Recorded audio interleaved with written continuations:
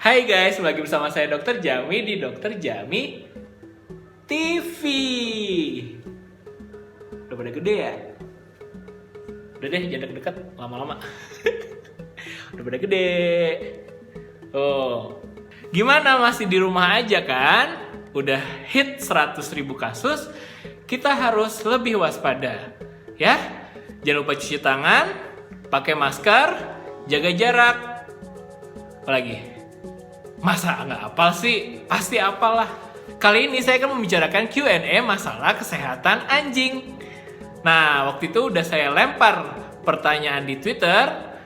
Pertanyaannya yang dapat sih dikit sih, nggak nyampe 10. Sedih nggak sih? Sedih. Nanti dijawabnya paling ada beberapa yang langsung ke dokter hewan. Langsung ke dokter hewan itu harus terima ya, karena itu udah berbahaya atau memang itu sudah merupakan suatu penyakit, jadi harus dibawa ke dokter supaya diperiksa biar diobatin. Oke? Jangan lupa follow Twitter saya di muncul nggak sih? Muncul lah ya. Karena Twitter saya mudah-mudahan bermanfaat walaupun isinya sambat. Oh, itu kok rimanya bagus. Kita mulai yuk Q&A-nya. Pertanyaan pertama dari K@bajingAA. Dok, anjing boleh nggak sih makan makanan kucing? Dampaknya apa buat kesehatannya? Cenah. Nggak boleh ya. Kucing itu karnivora. Anjing itu omnivora. Makanan kucing pasti proteinnya tinggi ya, karena emang kucingnya karnivora. Terus kalau dimakan sama anjing, misalnya dalam jangka panjang, itu bisa menyebabkan kerusakan pada ginjal, kerusakan pada liver. Jangka pendek bisa bikin muntah-muntah atau reaksi alergi lain kayak misalnya gatal-gatal atau mencret. Makanya kalau di rumah ada anjing sama kucing, jangan disatuin pas ngasih makan, bedain ruangan. Tapi kalau misalnya kucing kemakan makanan anjing sesekali gitu kayak nggak sengaja ya nggak apa-apa. Efeknya tuh nggak separah yang ditimbulkan ke anjing. Tapi jangan dibiasain karena kan makanan anjing ya buat anjing, makanan kucing ya buat kucing ya. Oke, yang selanjutnya dari The Tagest. Kalau rambut anjing mulai rontok gitu, cara ngatasinnya gimana dok? Usianya 1 tahun 2 bulan. Rambut rontok itu kita mesti tahu rontoknya sekali jambak langsung botak, apa rontok cuman kayak dikit-dikit aja tiap hari ada. Kalau dikit-dikit aja tiap hari ada ya emang itu normalnya. Kita juga suka ada rambut yang berguguran kan, apalagi kalau yang rambutnya panjang suka habis sisiran, rambutnya rontok. Itu normal. Yang nggak normal itu kalau di jambak dikit aja atau gimana langsung botak. Nah, kebotakan itu juga biasa disertai sama kerak, kemerahan pada kulit. Itu merupakan kondisi penyakit. Jadi, mesti diperiksa ke dokter apakah ada parasit, ada infeksi bakteri, atau adakah infeksi jamur. Alergi pun juga bisa. Alergi makanan bisa bikin rontok rambut, gatal-gatal, atau alergi lingkungan sekitar. Itu luas banget cakupannya kalau misalnya rambut rontok ya. Kalau dirasa mengganggu anjingnya, segera konsultasikan ke dokter ya. Selanjutnya dari @Felicia Delacor. Saya nggak tahu ini apa bacanya, tulisan saya jelek ya. Tuh lihat. Anjing saya suka jilat-jilat badannya, khususnya kakinya sampai luka kayak berair gitu. Kenapa ya? Repetitif jilat itu pasti ada masalah di badannya. Karena dia nggak bisa ngejilatin sebadan, jadi dia bisa cuman ngejilatin yang ada di depan mulutnya dia, kaki depan.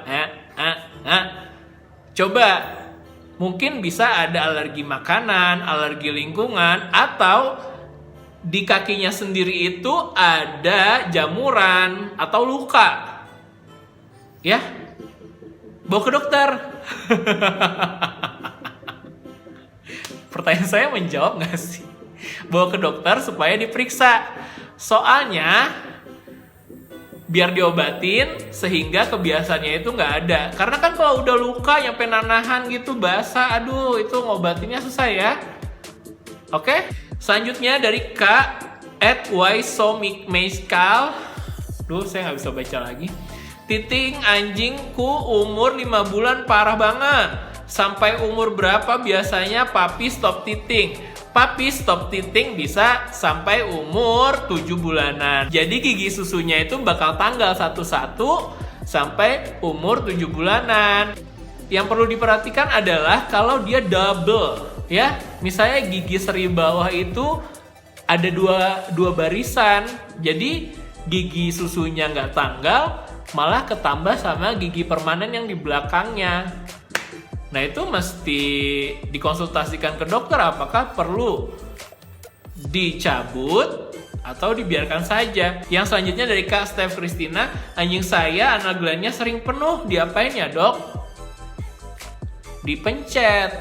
Tapi dipencetnya itu harus sesuai dengan anjuran dokter. Dibawa ke dokter, minta tolong sama dokternya, dok, boleh minta tolong nggak?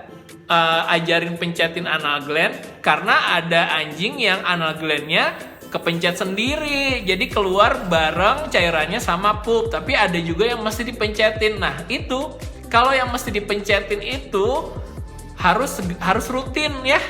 Jadi kayak sepenuhnya dipencetin. Anal gland itu kan kalau arah jarum jam itu ada di angka 5 sama angka 7 ya, sekitar itu biasanya dipencetin. Nah, pencetinnya kan pasti ragu ya kalau misalnya nggak diajarin sama dokter. Enakan diajarin sama dokter dulu ya, biar nggak ragu. Kalau misalnya dia terbendung cairan anal glandnya, itu bisa meradang terus pecah. Bisa nanahan juga, apalagi kalau ada lalat hingga ke pecahannya itu bisa bikin namanya miasis, bisa ada belatung ya. Segera ke dokter, minta ajarin pencetin anal gland. Oke? Selanjutnya dari Kak Mengentut. Begini amat username-nya. Username gue aja Jamcuk sih. Dok, anjingku bobo terus, jam makan juga ikut berubah, makannya jadi setiap sore dan malam. Apakah hal tersebut normal? Anjingku lokal. Lebih baik dikonsultasikan ke dokter ya, karena itu kan terkait bisa juga dengan kesehatannya.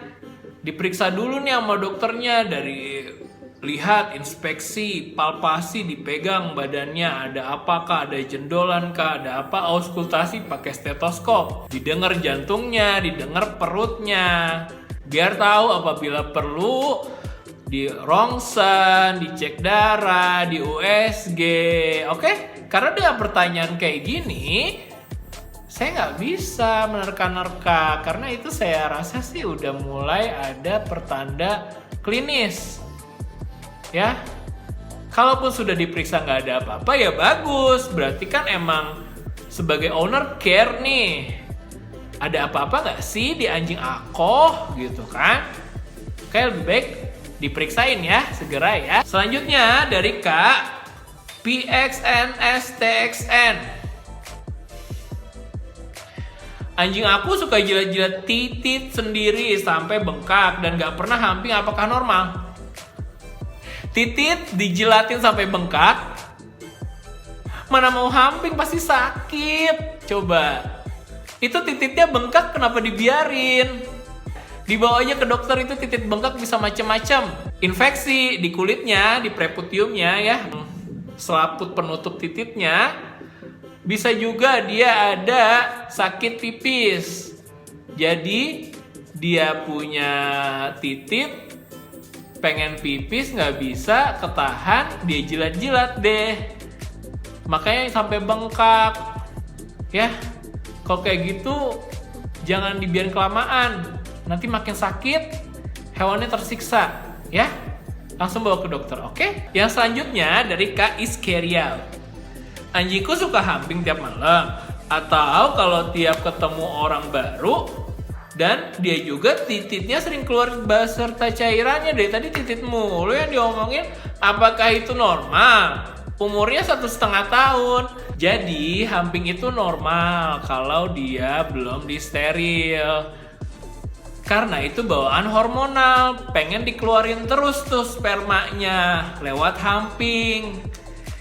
Kalau yang keluar cairannya masih yang kayak putih bening gitu, kemungkinan bisa ada spermanya juga. Atau prekum, itu harus disteril aja kalau nggak mau hamping. Lagi pula kan steril udah pernah saya jelasin di video sebelumnya. Jadi, kalau sudah siap, di steril aja. Nanti kalau sudah sakit, kita juga yang repot. Ya? Maka lebih baik mencegah daripada mengobati. Karena udah ngobatin tuh mahal. Ke dokter aja males, apalagi ngobatin. Oke? Semoga bermanfaat. Jaga kesehatan, stay safe. We can through this pandemic. I know we can do it. I'll see you on the next video. Bye-bye.